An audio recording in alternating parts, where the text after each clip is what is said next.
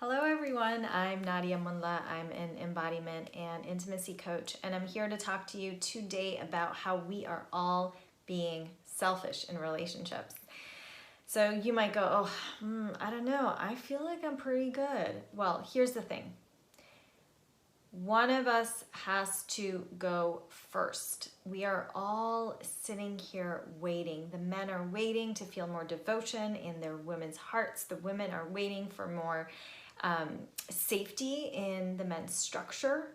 And we're just stuck. We're stuck. We're in this like limbo. We're in this pause. We're just sort of twiddling our thumbs going like, all right, I'm just waiting for the other party.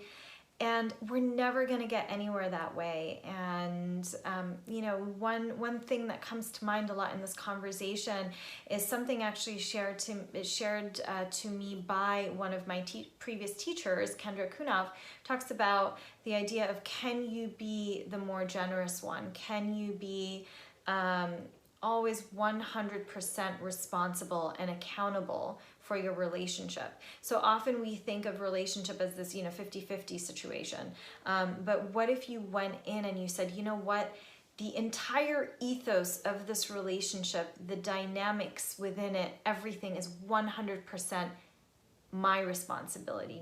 I'm accountable for this.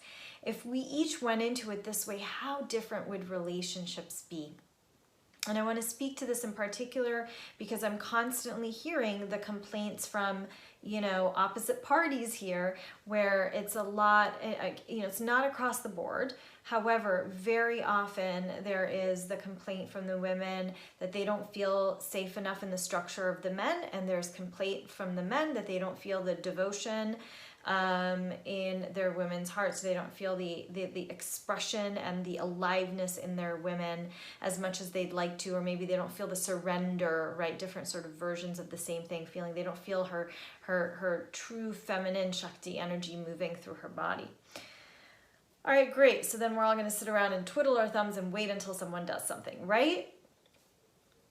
Okay, the clock is ticking and we're never going to get anywhere. Okay, so here is what I propose. I propose that the women start to work on creating safety within themselves. I propose that the men begin to see what it is that they can do within themselves, what work what's relationship with their inner feminine do they need to really look at to feel more capable of creating the right environment for surrender and safety in an actual external woman, right? So we each have some work to do separately that's solo, that's really important. And so often, there's a lot of leaked power that we give to the other party. Like, oh, well, like the women, like, I don't know, he couldn't pick the restaurant, and he just didn't know where he was going, and totally get it, that doesn't feel safe.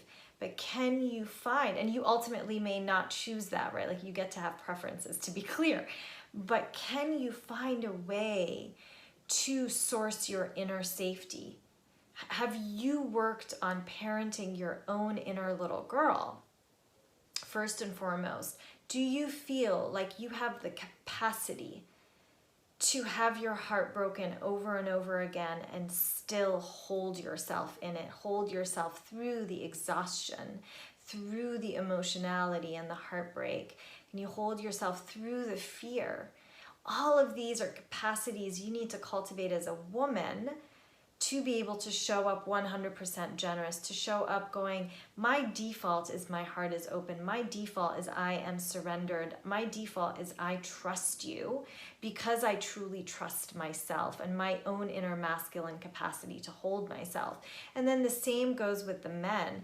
If they've really peeled away all the different stories around how they cannot be with the feminine, what scares them about emotionality and the bigness of expression, both in themselves first and foremost, but then with the world, then they'll be able to show up differently and be 100% 100% generous, so that even if the woman they're interacting with is clenched up and scared and rigid and just like not at all anywhere near flow or surrender or any sort of Shakti energy, that they're able to go, you know what, I'm going to be 100% generous. I'm going to go first.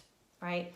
So let's all look at our relationships, our dating lives, and even just whatever work we're doing to get ourselves back out to dating and go, okay, where is the work for me? Let's truly look in the mirror and go, what piece of this is my responsibility? And how can I now show up to the next date, to the next interaction with my partner, to the next interaction with the world, where I take 100% responsibility for the dynamic, and see how it goes.